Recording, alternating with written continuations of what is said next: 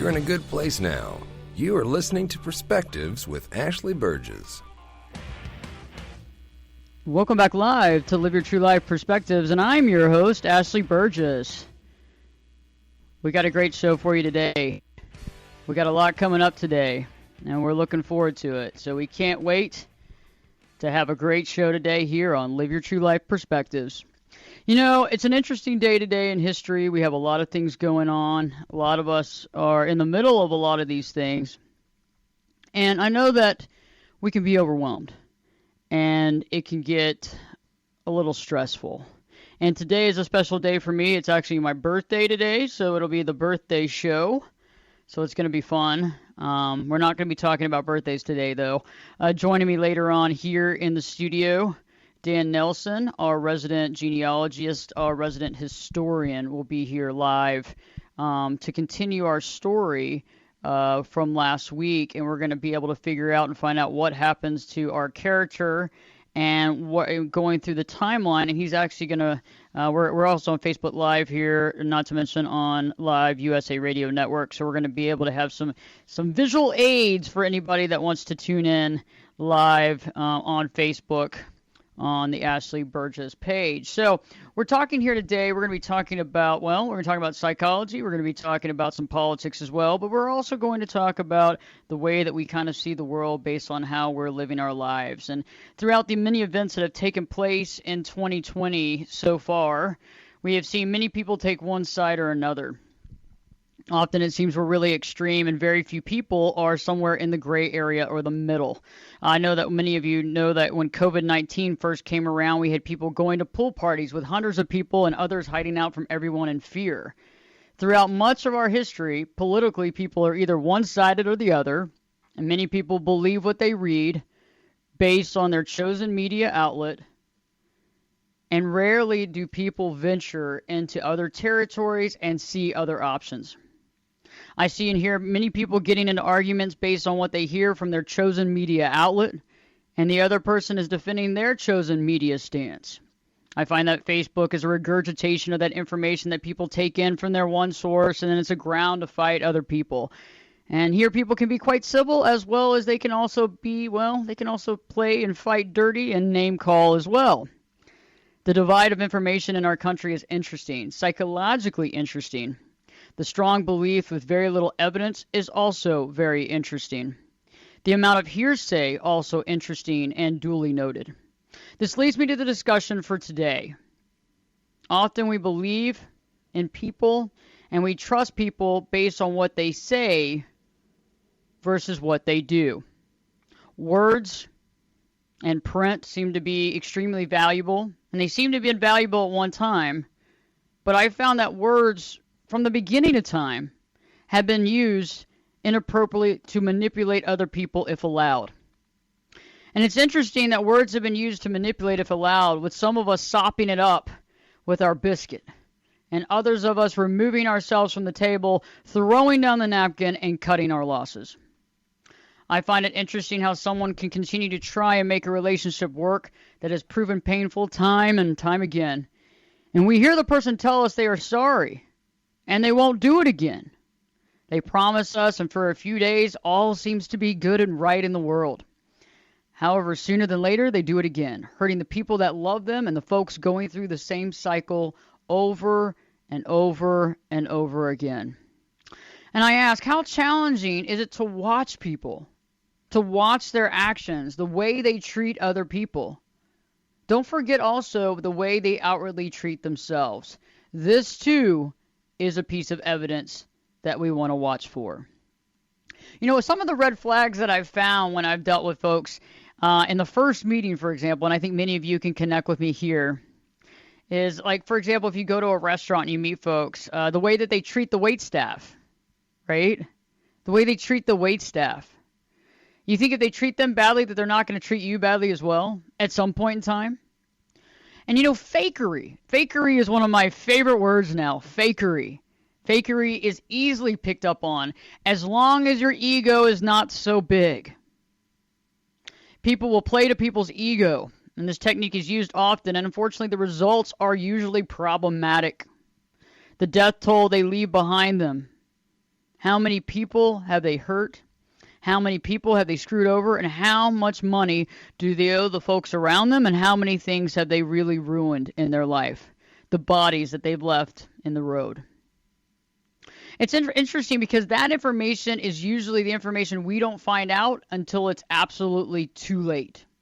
We start doing our due diligence based on that, and we go, oh gosh, if I would have just known this information before, I could have safeguarded myself so much.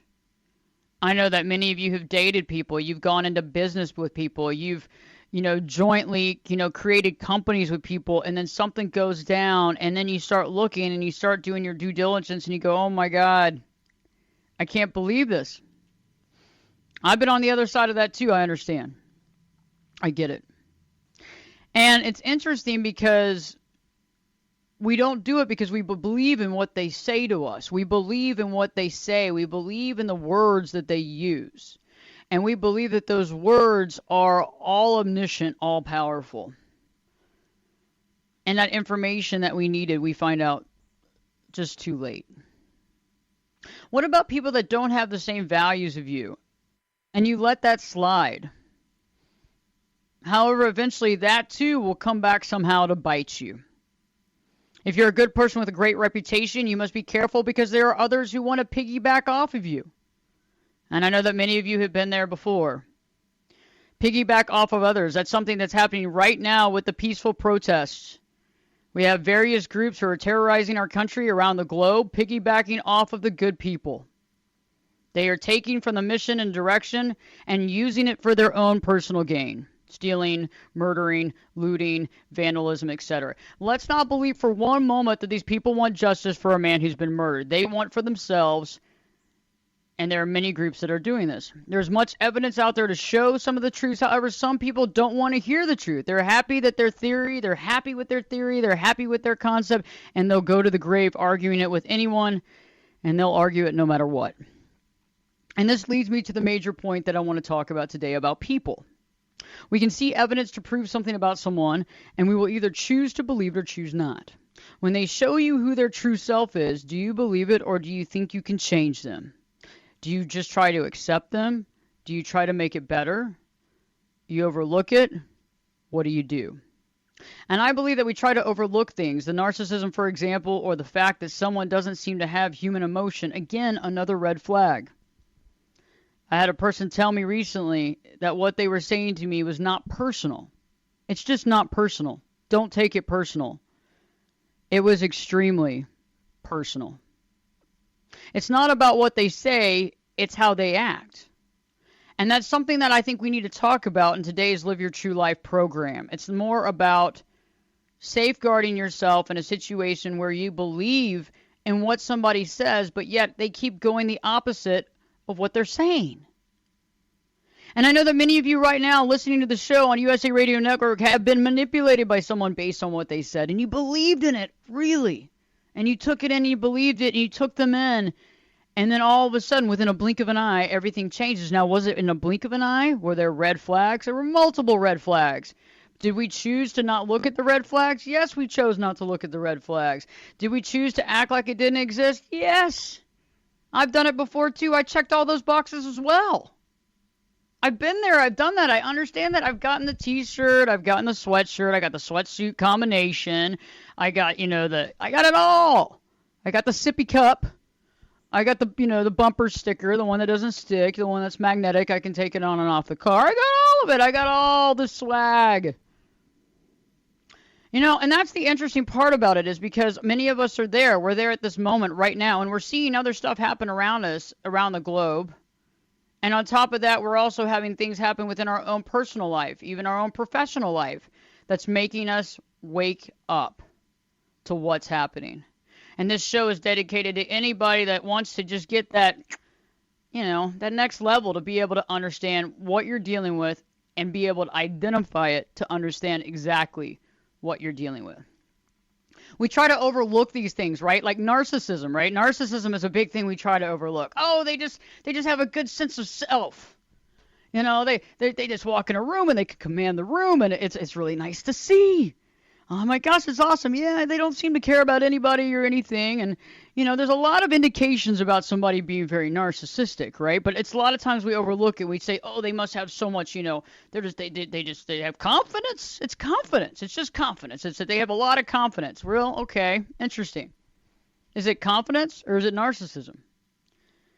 And it's interesting because a lot of times when someone doesn't even have human emotion, and I know where where I'm going with this, we're going down the cluster B road for just a little bit. We try to act like it doesn't exist, or we try to act like they must be disconnected from their emotions, and there's a lot of us who are disconnected from our emotions. Let's get that straight. But it's very different in what it is. Okay? And I really think it's interesting when we look at these situations and we understand what we're dealing with, we can safeguard ourselves and choose wisely the people that we want to interact with on a daily basis, the people that we want to be friends with, the people that we want to have come to our home, the people that we want to do business with, the people that all that stuff is extremely important.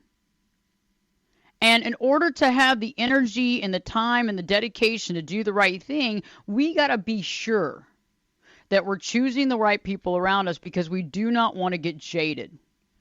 And I think that anybody that's out there that's been jaded knows what I talk about. It's hard when you've been jaded, because you feel as though, and you can be unjaded at any time, but when you've gotten burnt pretty bad, it takes a little bit, but you have to do some soul searching and some believing, and then throughout that time, you got to jump back in, but you don't want to get overrun by a situation and not be able to get yourself out of it. We want to work on that. So later on in the show, I'm going to be talking about some of the red flags and some of the things to be aware of. Dan Nelson's going to be joining us live as well. And he's going to join us here in the third segment. And we got a lot coming down. So we're going to be talking about some of these red flags and how to identify these folks as well. And some of the things that you can do to safeguard yourself. Some of the acknowledgments that you can understand. But better yet, one of the things that I find that's interesting is that once we have the knowledge, as long as we use it, it becomes power. As long as we use the knowledge, it becomes power. If we have knowledge and we never use it, what is that? That doesn't make any sense. It makes no sense. And we have to have the ability to have the knowledge, to use it, to execute it, to believe in ourselves enough to have the gumption to say some of the things that we wouldn't normally say, and also allow the reality that sometimes people will come out of our lives, some people will leave, and some people we will choose to ask to leave. It's okay.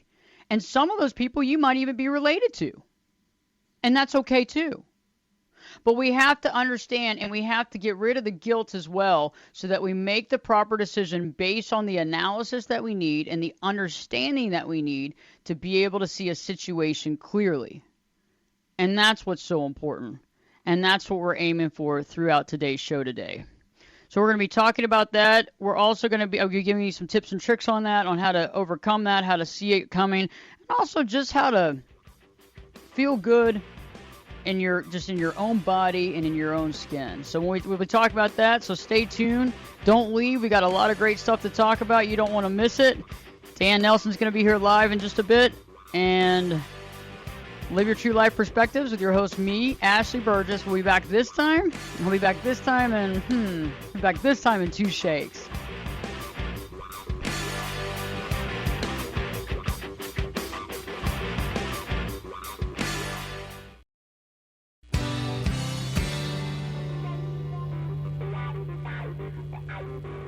Get in here. You're listening to Perspectives with Ashley Burgess. Welcome back live to Live Your True Life Perspectives, and I'm your host, Ashley Burgess. Hey, we're back, we're live, guys. So we're talking about some of those red flags that we deal with people, and being able to see people's, their truth. Be able to see their truth. Because many of us are just listening constantly to what they're saying to us or telling us. Whatever they're telling us, we believe that's the reality. But it's not.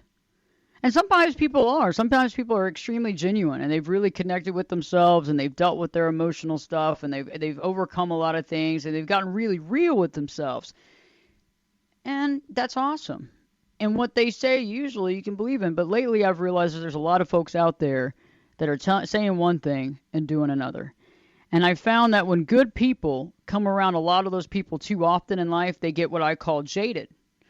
They get very questionable, and usually they end up retreating out of fear that they could get hurt. Now, some of us are the kinds that run back into the wave, right? You see the big wave coming, the tidal wave, and instead of, walking backwards like everybody else is, you just jump in the wave. And so, for you, I don't think that, I think this discussion is helpful, but I don't think it deters you from being who you are. But I think sometimes when people are hurt, it scares them so much they don't want to be hurt again. And, I'd like to begin with talking about something that I think needs to be discussed. Is that a lot of times we want everybody to like us, right? And many of us have that codependent gene when we were brought up in a family dynamic where we were kind of trained to be the codependent. And we learned how to be the codependent. And we were really good at being the codependent. If you could get a degree and there was a doctorate, you could be a doctorate in codependency.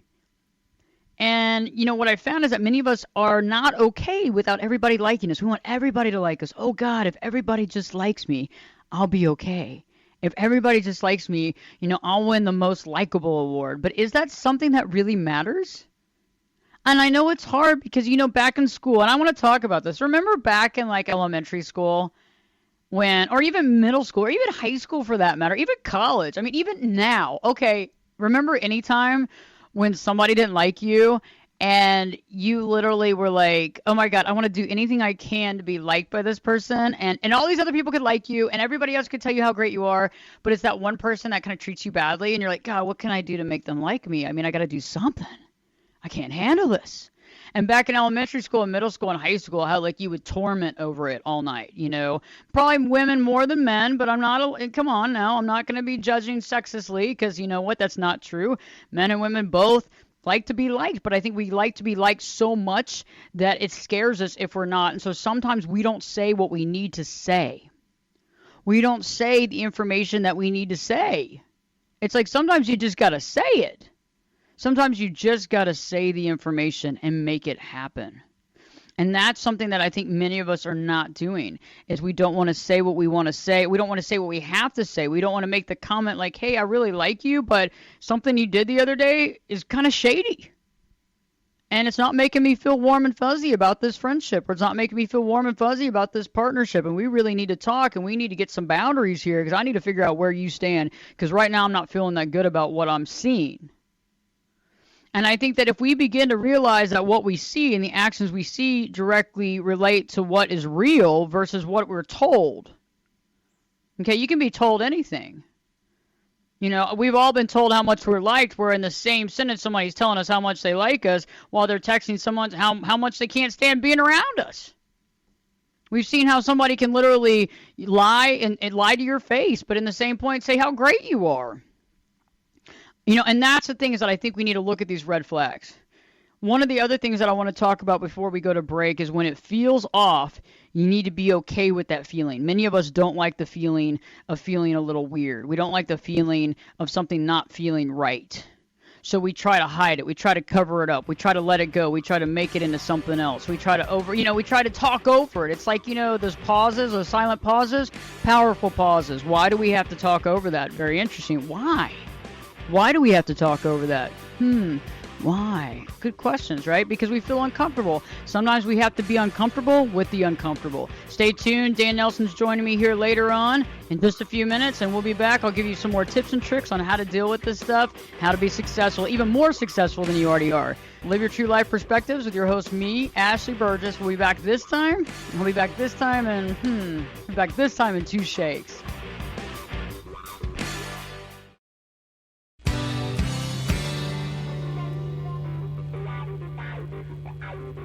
Turn it up and jump in the deep end on perspectives. Now, here's Ashley. Welcome back live to Live Your True Life Perspectives, and I'm your host, Ashley Burgess. On today's show, I've been talking about the red flags, being able to identify when somebody is not telling you the truth, being able to identify when someone, they're telling you what they want you to hear. They're telling you what they want you to think about them. They're telling you they want you to believe about them, right? And it feels really good, right? It feels all warm and fuzzy. But you know what happens is we get all into that warm and fuzzy, and we get our butt kicked. We get sideswiped. It happens out of the blue. We're like, oh, man, that hurt. Oh, I didn't even see that happen. I didn't even see that was coming. I mean, oh, I just don't know anymore. I mean, society, it's just painful. I mean, I don't even know. It's not even safe to make friends anymore. But it is. It's just we got to make sure that we safeguard ourselves in the right place. We got to make sure that we're doing the right thing to safeguard ourselves, that we care enough about ourselves to center ourselves around the people who we should be centered around. There's a lot of people that might be taking your energy, taking your time, taking just your time. That quite honestly, why? It's a waste of time. I've realized two things, right? We got time and we got our health, and everything else, come on. Everything else is great. I mean, you got some looks, that's nice. You know, you're tall, that's nice. You're thin, that's great. You know, I mean, you have a good hobby, you got cute dogs and a good family, that's awesome. But, you know, when it comes down to it, all we have is our time and our health, right? Those are the most important things that we have. And when someone takes away from our time that doesn't deserve our time because they're lying and manipulating us, not cool. Not cool. No bueno. Uncool. And so, you know, when we think about these red flags, like I was talking before the break, being okay with not everybody liking you, being okay with stepping up to the plate and saying, hey, you don't have to call them out and be mean. We don't have to react. I just put up a video on YouTube. It's about stopping manipulation by not reacting. When you react to somebody and you jump in the argument, you get full throttle manipulated. Because then they can beat you up for how you responded in the argument, and then it doesn't become what they did. It becomes how you responded and how you were a jerk and how you were mean, and then you let them get away with what they're wanting to get away with you. Because basically, if you yell in the argument, they go, see, you're a mean person, and you know what, I was right to do what I did, and now they validate what they did to you by how you reacted. Not something we want to do, right? We don't want to give them validation to screw us over by reacting in a way that they can turn the reaction into the argument and make us the bad guy based on manipulation and gaslighting that they use on a constant basis. We've got to stop that. When somebody is showing their true self, we got to jump on the bandwagon and say, you know what, I'm living my true life and I'm going to let this go. Get up from the table, be kind, be nice, but don't spend any more time. And we have to also be okay with those odd feelings and get in there. Get in there and feel, where is this weird feeling coming from? Why does my gut feel weird when I'm around this person? Why do I feel stressed out around this person? Why do I feel like I'm not being told the truth? Probably because you're not, but you got to be connected to your gut, because if you're not connected to your gut, you will not know what the truth is. We'll definitely do a full show on that too, because you got to feel it and you got to be honest with yourself, and you got to live by that and go from that state of mind so that you know exactly where you are and what you're feeling at the given time, place, and date. And when we actually live by our gut, we begin to do what's right, not based on what people tell us, right? We get past that, we're able to see with like superhuman strength, right? And all of a sudden the kryptonite of hearing what people tell us and believing in that goes away. And we make those gut feeling checks. We have that gut check and we make the decision we need to. Maybe we don't always make the right decision, but we eliminate a lot of the pain and suffering in our life. And the people that have everything and the know-it-alls in our life, they can go to the wayside. And right before we start talking to Dan, I want to bring that one point up, is that when you're around people that know everything, remind yourself these people don't know everything, and most of the time they might not even know anything very much. And when we hang out with these people, we get delusional and we believe what they're saying to us, and oftentimes it's manipulation, and they might not even know it's manipulation, but nobody's brought it up to the fact that they are claiming knowing everything, and usually when we're surrounded by that, we make bad decisions. Dan Nelson, great to have you in today's show. How are you doing? Doing great. Glad to be here today. Well, I'm just glad to have you, and it's great that we're going to continue our story from last week. And the greatest thing is that this happened 137 years ago to the day, June 6, 1863. Tell me more about that. Well, it just happened to be that 137 years ago it matched up. And what happened on this day was that three Confederate companies of the 20th Mississippi came into the camp that they'd sort of built this shelter, and they paroled them. So he says, they came into camp, they paroled us, and he says, we give our name to and receiving the oath from Lieutenant Hayes of the above spoken regime. So they didn't look at these as Confederates as buddies when they used the word regime. And he says, sorry to be paroled, but cannot avoid it. And so you might ask, well, why would he be sorry to be paroled? Well, I don't understand that. Well, times were different back then. So what happened is, if the enemy captured you and didn't turn you into a prisoner of war, they paroled you. Well, that parole meant that on your honor, you would no longer take up arms against your enemy. So both sides did this, Union and Confederate. So if you were captured and you took an oath and said, I won't fight against you again, you didn't get out of the military, but you then ended up with a non-combatant job. So it was sort of a big deal. It's like saying I'm being disarmed, which is sort of shameful. I mean, that's sort of the sense of honor they had back then.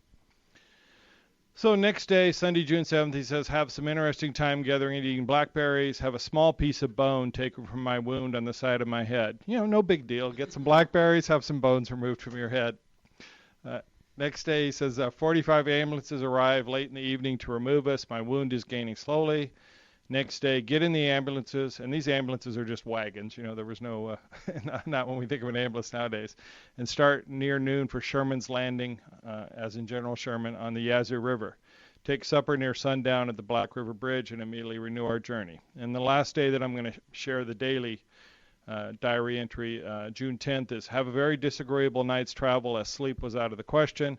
Arrived at the landing near 6 o'clock and hurried on the hospital boat, City of Memphis, by heavy rain, which was coming fast. So that sort of gets him to where he's at on his journey, and then we'll talk more about what became of him. So on June 10th, okay, so that's interesting too. You were talking about the ambulance. So we're talking about a horse-drawn carriage, right? Correct. Wow. Okay. Yeah, nothing special. There was no like extra layers of comfort or anything built in. There was just a wooden wagon bouncing around on muddy, backwoods Mississippi roads.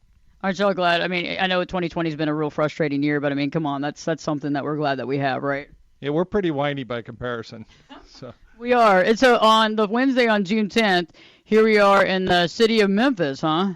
Yeah, that's the name of the boat that they were actually in, and they headed up to St. Louis, and St. Louis is where the hospital was that he was put into to recuperate from his pretty significant injury. So they actually had hospital boats back then?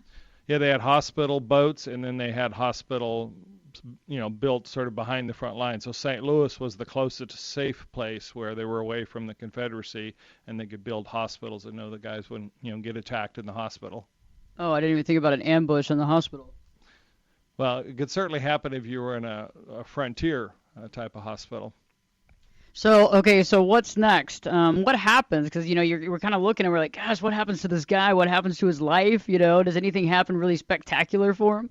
Well, he ends up recuperating, and then as part of his parole, he stayed in the military, but he became a nurse at a hospital in Indianapolis, and then he returned after the war to his hometown in Indiana. There's stories in the family about his wife made the eye patches for him because he was a war hero. This was a big deal. You weren't like treated poorly if you had scars from war or whatever. They traveled to Arkansas, Texas, Oklahoma, finally settled in northeast Kansas, and he was a prosperous farmer. So even with the dust getting in his eye in a dust storm, he was able to succeed as a farmer. He was an avid writer and reader, and he lived to 87 years of age. He even talked about the theory of evolution in his writings. Really? So let me ask you. So back in the day, I guess, did he just wear a patch the whole time, or did they have Did they have the ability to have a glass eye, or was that even around at that point in time? I don't know about the glass eyes. He wore a patch. He definitely wore a patch. So we only have one picture of him post-Civil War where you could see him face on, and so I'm gonna try and show that up there. Yeah, so you can see his one eye there where it's sort of looks like it's closed. Okay, well, he wasn't winking. So that picture he had to have taken for his disability claim that he filed as a soldier.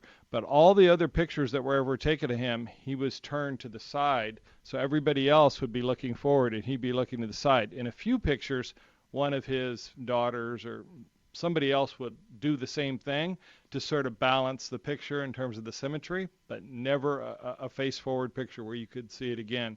So I was fortunate to get this picture, and an uncle of mine had it.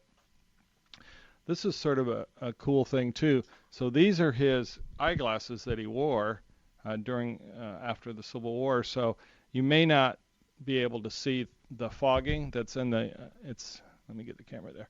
So on the one side, it's fogged. There you go. Okay. It's sort of weird holding it backwards to the camera. But this side here, over here, is fogged where my finger is, because you don't want to have, when you can only see through one eye, have the distraction of seeing things peripherally, so they actually fog it out. So these glasses have survived to today. They're in the hands of a relative, and so I borrowed them for this show. This is a mini ball, which is what was shot and hit him in the eye. It's a little hard to see there with the reflection on the plastic, but similar in size right here to probably the tip of your finger. So that's like a bullet. That's like, what is that made out of? It would steel. It's other than I'd lose it, I'd take it out of the package, but it's steel. And yeah, it would definitely do some damage if you got shot with it. Of course, these things are just flying everywhere during battle. It's not like somebody set and carefully aimed at his head or something like that. It's just random whether you got hit or not and where you got hit, because it goes over and hits him. It came in right below here. Well, if it came in above and severed his artery, he'd have just bled to death on the battlefield. So it's just random. You're lucky if you got shot in the leg or the arm or something like that versus in the heart. So he traveled to Pikes Peak in 1901. That's interesting. And then he became a writer, and he lived to 87 years old, and he said that he prescribed to Darwinism. That's very interesting. Yeah, so he, this was back when you had Clarence Darrow and the monkey trials and all that kind of stuff. And so he wrote a lot about, what God said and what the theories of evolution said. Of course, they called it Darwinism versus theory of evolution then. And it was interesting to see, sort of his writing out loud as he sort of reconciled those things in his mind, because there was, for the first time, evidence of evolution, yet he was a God-fearing person that studied the Bible. So, working through those things, no different than we work through them today, but he did back then and recorded his thoughts on it. Here's some more pictures here. I don't know how well you'll see them, but it gives you an idea of what our books look like. This is a book we put together on him that I got it. This is interesting. So right now for everybody on the radio, it's really cool because he's our resident genealogist, so he's actually showing us some of the books that they put together, showing all the family relatives, and it's really neat because if you look at like this historical reference right here, I mean, this goes back, we're talking about stuff from 137 years ago. A lot of us sit there and think that the shopping center down the street was built in 1987 and that was pretty old. You're like, whoa, that was pre-90s. That was pre-90s, that was glass brick time. Remember those little glass bricks that they had that you make the bathrooms and stuff out? Everybody's like, that's 1975. But Dan, really quick, because I think that a lot of folks want to know, how are you able to find all this and compile something of this magnitude to make that, to be able to provide this type of information and to see it as so clearly, because a lot of times there's all these fragmented stories, you know what I'm saying? Yeah, absolutely. It's the fragmented stories, and I describe it as it's putting together a puzzle. The only thing is, when I start, I don't know what the front of the box looks like, so I don't want to lose any pieces, because every piece could be potentially what gets me to sort of know what the front of the box looks like. Rarely do you get the complete, top of the puzzle box when you're done, but you get enough to craft a story. And how I do it is just really years of experience in terms of knowing where to look, which archives to check out, being diligent. I subscribe to a number of digital databases that the average person wouldn't want to spend the money on, but I can leverage it by exploring so many different family histories, and that's where I find that data. Just dig. I mean, the internet makes it easier, but you can't get trapped by the internet because it also can be limiting, so you have to actually go beyond the internet. That's interesting. I think many of us are interested in the historical reference of our family. A lot of us know a lot of information. Some of us know very little or none. And I think it's very powerful stuff because, we by learning of our history, we learn a little bit more about ourselves. And just like history in situations that we're going through right now, a lot of times it repeats itself, and it's good to be able to look back at historical reference and understand what happened then.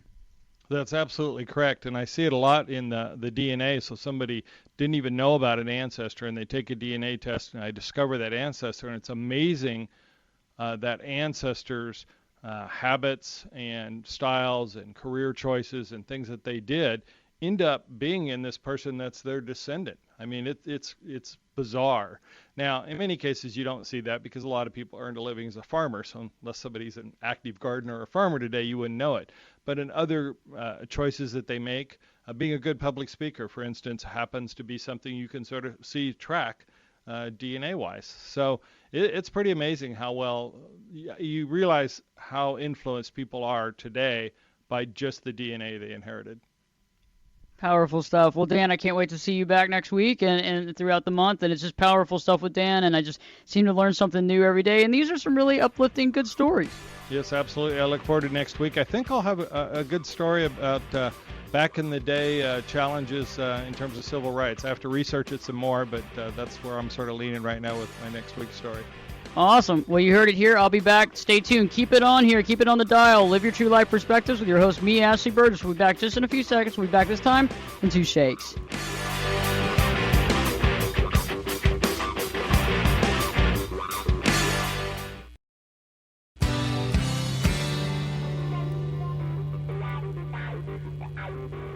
This is Jake Busey, and you're listening to Perspectives with Ashley Burgess.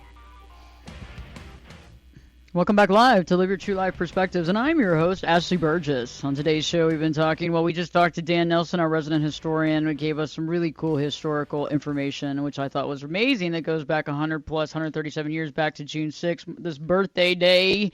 And, I've been talking about the red flags with narcissism and dealing with people who say one thing and do another, dealing with people that do as I say, not as I do. And it's interesting, how people will say things and we're supposed to just be okay with it. We're supposed to let it go. We're going to sweep it under the rug. Those really quiet, long pauses that we don't like to deal with are very telling. And one of the things that I've realized too is like what Dan was talking about, getting to know your family history and, and looking at the DNA. Well, most of us have DNA of something, and a lot of us listening to the show have a lot of, codependent DNA.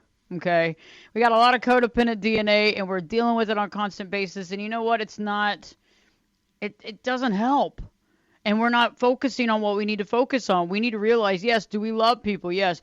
Most of us are empathic. If you don't know what empath means, go look it up, because you might be an empath, because you might feel things really, really deeply. You might really connect with people on a deep level. Right now, in the middle of this chaos, you can probably feel what people are feeling. Even during COVID, now it's still going on. It didn't stop. I mean, we just started riot season now. We go back to COVID, maybe come back. But, it's like we feel for people, right? And if you're feeling for people right now, you might be in a place where you're a little overwhelmed. You're a little stressed out. You don't know how to feel. Maybe you're a little melancholy. Maybe you're stressed out. And if that's the case, you might be empathic and feeling for people. And you need to step back and really analyze your emotions. And that's awesome. Being an empath, that's a superhero strength. That's a great thing, but it has to be used as a superhero strength. It can't be used as your kryptonite. And many of you are using it as your kryptonite because you don't know how to harness it. You don't know how to use it. And I get it. I understand that. We'll do a show on that too, because if you can use empathy correct, you can understand what people are about to tell you, how they feel about you. You can connect with them on an emotional level. You will know what you're dealing with. And if you choose to overlook the red flags and you choose to keep running into the wave, well, that's your decision. I've run into a wave many times, metaphorically and real, I mean, you're underneath the water getting your butt kicked, sand all in the swimsuit. You got to deal with it. I've been there. I've done it. I got the T-shirt, I got the sippy cup. But, the thing is that we don't want to keep living that. Once we learn from our mistakes, we want to learn from them. We don't want to just keep doing the cycles over and over again. And it's not really your mistake for somebody to turn on you, is it? But if we keep allowing it over and over again, it is our choice and it is our mistake. And at the beginning, it's knowledge. And then we get knowledgeable and we start using our knowledge and we create that use of knowledge, and that becomes personal power, right? And then we continue to use that personal power in a positive way based on our gut feeling and our knowledge of what we're dealing with. And sometimes we have to make decisions that they're not easy. A lot of us have to make decisions that aren't easy. I got to make decisions that aren't easy every day of my life. I got to tell clients things that I don't necessarily love telling them. It's not like I'm like, oh, this is great. This is going to be fun today. No, I don't want to do that. But I have to, because I have to be honest. Because they're coming to me for honesty. They're coming for me to help them change their life, make the changes they need. They're not coming to me to be placated and to be in the same place they were a year from now. Nobody wants that. Everybody wants to grow. And so, some of the last things that I want to talk about real quick is that when we are dealing with situations and we are dealing with something that we realize is manipulation, or we are being gaslight, or we are being used, we got to stop and figure out how much longer do we want to go down the cycle. Some of the times it feels very comfortable because we've been here a numerous amount of times before. We've felt it before. We've dealt with that same personality before. One of the things that I want to encourage you is that when you meet somebody for the first time and it feels really comfortable, I want to ask you, is it comfortably healthy or comfortably toxic? Is it comfortably healthy or is it comfortably toxic? If it reminds you of something, you need to get in there, get into that psyche, get into that feeling and say, does this remind me of this that's really, really toxic? It's comfortable because I'm used to it all the time. I've been around it. Or is it comfortable because it's healthy? And sometimes things that are uncomfortable may be healthy, and sometimes things that are uncomfortable may be toxic. You got to determine that. But when we've been around something so long, we're used to it. We're accustomed to it. It becomes our normal, no matter how painful it is. I hope this show has helped you. I've enjoyed having Dan in studio today. And, we got a great show for you next week. And in the meantime, check out the website, ashleyburgess.com, ashleyburges.com. You can go to the radio show page. You can watch some of the live radio shows. You can go to the radio show and listen to all the podcasts. You can also click there on Dan Nelson Genealogy, go right to his website. Also, don't forget to check out my YouTube channel. Recent video just went up about reaction and letting go of manipulation and not playing into the gaslighting game. So go to YouTube, put in Ashley, Burges. I hope you have a great day. Can't wait to see you next week. Live your true life perspectives. Your host, me, Ashley Burgess, will be back in. I'll be back this time. You know it, in 3 shakes.